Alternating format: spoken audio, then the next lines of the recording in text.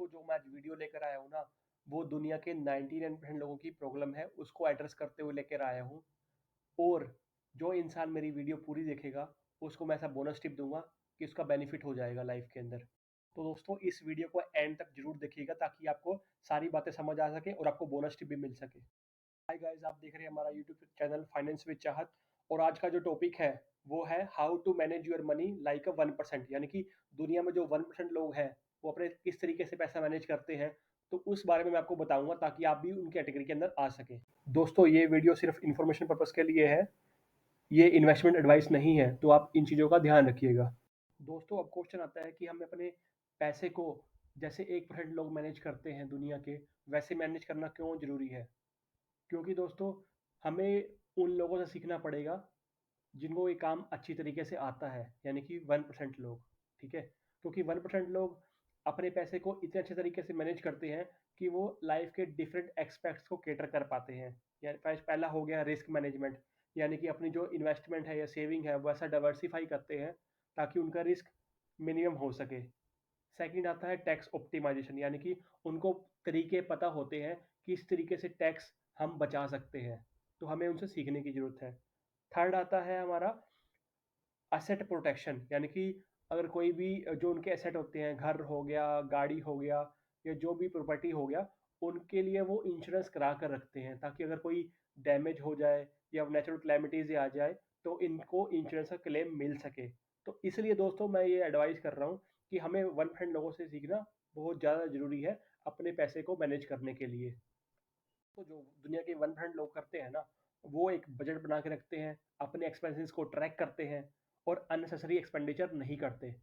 तो रोहित को भी ये समझने की ज़रूरत है कि वो अननेसेसरी एक्सपेंडिचर ना करे, यानी कि वो उसको देखना पड़ेगा कहीं वो इम्पल्सिव बाइंग तो नहीं कर रहा, ऐसी चीज़ें तो नहीं खरीद रहा जो उसके काम की नहीं है, लॉन्ग टर्म में उसको रियलाइज़ हो कि वो चीज़ें काम की नहीं थी, मैंने खरीद ली ऐसे ही। तो उसको ऐसे इम्पल्सिव बाइंग नहीं करनी है और अननेसेसरी एक्सपेंसेस को कंट्रोल करना है। इस तरीके से वो अपनी इनकम का 10% तक बचा सकता है।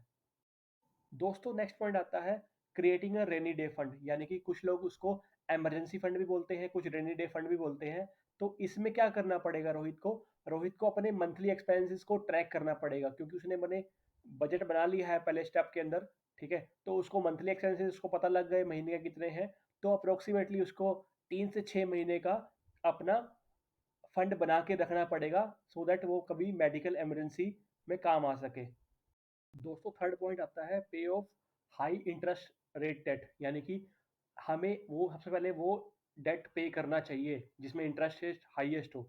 अगर मैं एग्जांपल लूँ, जैसे एक मेरे पास होम लोन है, मेरे पास एक मेरे पास क्रेडिट कार्ड का लोन है, एक मेरे पास कार का लोन है। ठीक है, तो कार लोन की बात करूँ उसमें अब मुझे 8 से 12% का इंटरेस्ट देना पड़ता है, होम लोन में मुझे 9 से 12% का इंटरेस्ट देना पड़ता है, लेकिन क्रेडिट कार्ड में मुझे 36% का इंटरेस्ट देना पड़ता है। तो इस केस में हम एवलांचे मेथड यूज़ कर लेते हैं। इससे क्या बेनिफिट होता है, इससे ये बेनिफिट होगा कि जो हमारा हाईएस्ट जिसमें हम इंटरेस्ट पे कर रहे हैं यानी क्रेडिट कार्ड, पहले हम उसका कर्जा उतारेंगे और उसके बाद जो जिसका इंटरेस्ट रेट उससे कम है, 36% से कम है, उसका कर्जा उतारेंगे। तो धीरे धीरे हम करते करते सारे डेट उतार देंगे।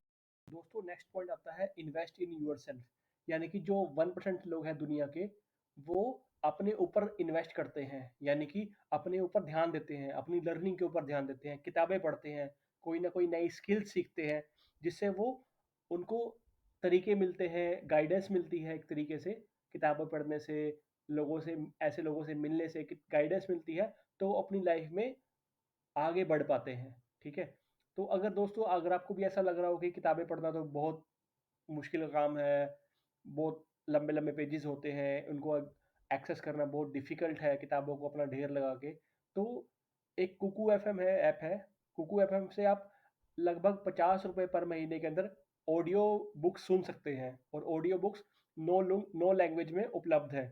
इसका लिंक मैं डिस्क्रिप्शन में दे दूंगा, सो दैट आप जाके एक्सेस कर सकते हैं। तो हमें इन्वेस्टमेंट अपने अंदर करना बहुत ज़रूरी है, यानी कि हमें लर्निंग करना बहुत ज़रूरी है अर्निंग करने से पहले। हाँ हाँ दोस्तों, मैं समझ सकता हूँ आप उस टिप का वेट कर रहे हैं जो मैंने वीडियो के स्टार्टिंग में बोला था। तो सिर्फ 2 से 3 मिनट का सब्र कीजिए, आपको मैं वो टिप जरूर रिवील करूंगा इस वीडियो के एंड में। दोस्तों लास्ट पॉइंट आता है इन्वेस्ट इन रिटायरमेंट फंड, यानी कि आप जब आप रिटायर हो जाएंगे तब भी आपको पैसों की जरूरत तो लगेगी, लेकिन आप कुछ काम नहीं कर रहे होंगे, तो इसके लिए आपको जब आप नौकरी कर रहे हैं आज से ही कुछ ना कुछ पैसा रिटायरमेंट फंड में डालना पड़ेगा, सो दैट आपकी आगे की लाइफ आसानी से कट सके और आपको फाइनेंशियल के लिए सोचना ना पड़े। दोस्तों अब आता है कंक्लूजन, यानी कि इस वीडियो से हमें क्या सीखने को मिला। तो इस वीडियो में दोस्तों हमने 5 पॉइंट्स के ऊपर बात करी। पहला पॉइंट था हमें एक बजट बना के रखना है और अपने एक्सपेंसेस को ट्रैक करना है। सेकंड हमने बात करी हमें एक इमरजेंसी फंड बनाना है जो हमारी एक्सपेंसेस का 3 से 6 गुना होगा, ताकि वो हमारी इमरजेंसीज के अंदर या ले ऑफ के टाइम काम आ सके। थर्ड पॉइंट मैंने बात करी जो आपके हाई इंटरेस्ट रेट के डेट है, यानी कि क्रेडिट कार्ड के जो बिल्स हैं आपको वो क्लियर करने हैं, सो दैट आपके ऊपर फाइनेंशियल डिपेंडेंसी कम हो सके। फोर्थ मैंने बात करी इन्वेस्ट इन यूर सेल्फ, यानी कि आपको लर्निंग के ऊपर स्किल्स के ऊपर ध्यान देना है ताकि आप अपनी लाइफ में फाइनेंशियली इंप्रूव कर सकें, जिसमें मैंने कुकू एफएम का ऑडियो बुक का एग्जांपल दिया। फिफ्थ मैंने बात करी रिटायरमेंट फंड के लिए आपको इन्वेस्टमेंट करना है आज से ही। तो ये चीज़ें हैं जो 5 चीज़ें जो है ये 1% लोग मैनेज करके चलते हैं, तो आपको भी मैनेज करनी है अगर आपको 1% क्लब के अंदर आना है तो। टेंटन इंतजार की घड़ियां खत्म हुई, तो आते हैं बोनस टिप के ऊपर। तो दोस्तों बोनस टिप है ऑटो स्वीप फैसिलिटी, यानी कि अगर आपके पास किसी भी बैंक का सेविंग अकाउंट है तो आप बैंक में जाकर अपना ऑटो स्वीप फैसिलिटी अनेबल करवा सकते हैं। तो इससे बेनिफिट क्या होता है, मान लो मेरे अकाउंट में 30,000 रुपये पड़े हैं और मैंने डिफाइन कर दिया कि 15,000 रुपये तो मेरे पास रहेंगे रहेंगे अकाउंट में, और जो 15,000 एक्स्ट्रा हुए जैसे ही वो उसके ऊपर मुझे एफडी वाला इंटरेस्ट रेट मिलेगा। ठीक है, तो उससे बेनिफिट क्या होगा, मुझे जो एफडी का इंटरेस्ट रेट है वो है 6 से 7% मुझे 15,000 के ऊपर मिलेगा, और जो 15,000 मेरा जो बाकी बचा अकाउंट के अंदर उसके अंदर मुझे जो नॉर्मल मुझे मिलता है 3 से 6% का ब्याज मिलेगा। तो मुझे दोनों पैसों के ऊपर ब्याज अलग अलग मिलेगा। अब क्वेश्चन आता है कि अगर मैंने जो 15,000 के ऊपर मैं एफडी वाला इंटरेस्ट ले रहा हूँ, अगर वो मैंने पैसे निकाल लिए, मुझे इमरजेंसी में कहीं जरूरत पड़ गई, निकाल लिए मैंने, तो उस केस में क्या होगा, अगर आप मान लो 15,000 में से आप 5,000 रुपये निकालते हो इमरजेंसी के लिए, तो आपको जो इंटरेस्ट मिलेगा एफडी वाला 15 - 5 यानी कि 10,000 के ऊपर मिलेगा।